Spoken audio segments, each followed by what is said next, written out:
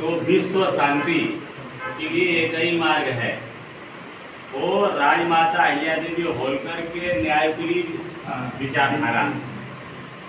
आज लोग जब अपने जाति, अपना परिवार, अपना देख करके जब अन्याय के साथ खड़े हो जाते हैं तो अन्याय बढ़ता है।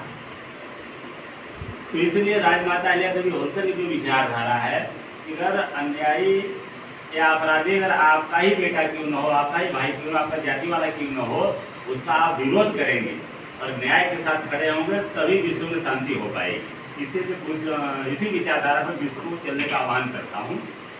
और वोटर पेंशन, यह वोटर पेंशन हर वोटरों का जो अधिकार है।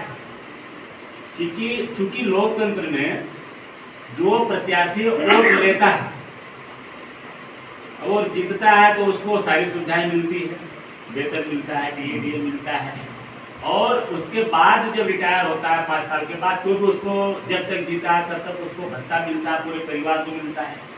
यानी जो वोट लेता है उसे पैसा मिलता है, और जो वोटिंग कराता है अधिकारी, उसे भी वोटिंग कराने का पैसा मिलता है, और पूरे अधिकारियों को। और जो वोटिंग कराने में और जब EVM बॉक्स जब सुरक्षित गोडाउन में रखा जाता है तो उसकी जो सुरक्षा करने वाले अधिकारी हैं, इन्हें भी पैसा मिलता है। और जो EVM लेके आते जाते हैं, अधिकारियों को लेके आगे आते जाते हैं, ट्रांसपोर्ट व्यवस्था में लगे रहते हैं, इन्हें भी पैसा मिलता है। यानी इस वोटर व्यवस्था में, लोकतंत्र में जितने भी लोग लगे हुए हैं, वोट लेने वाले, उसको दिलाने वाले, सबको तो मिलता है पैसा।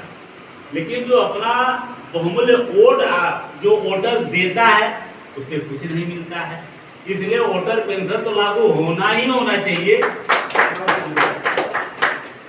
ये जब भी राष्ट्रीय पार्टी सत्ता में पहुंचेगी तो सबसे पहला काम होगा वोटरों को वोटर पेंशन लागू करना, और जितने भी विधायक, सांसद, मंत्री हैं, इनका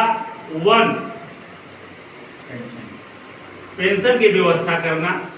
क्योंकि एक विधायक अगर कई बार विधायक हुआ, कई पेंशन होता है लागू, और वही विधायक सांसद बन गया तो उसको विधायक की पेंशन मिल रहा है, सांसद की पेंशन मिल रहा है।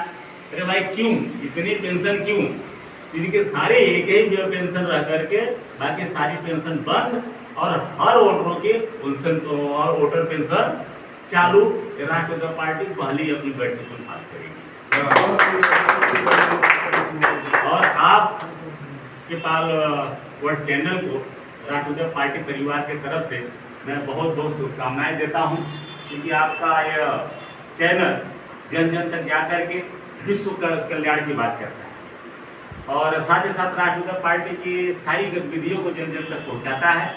तो मैं आपके पाल वर्ल्ड चैनल को मैं आगामी आने वाले दिनों में जो लक्ष्मी पूजन और दीपावली का पर्व है, तो आपके चैनल के माध्यम से मैं समस्त देशवासियों को मैं शुभकामनाएं और बधाइयाँ देता हूँ कि आप स्वस्थ रहिए, मस्त रहिए, और इस पर्व को भाईचारे के रूप में आप मनाइए।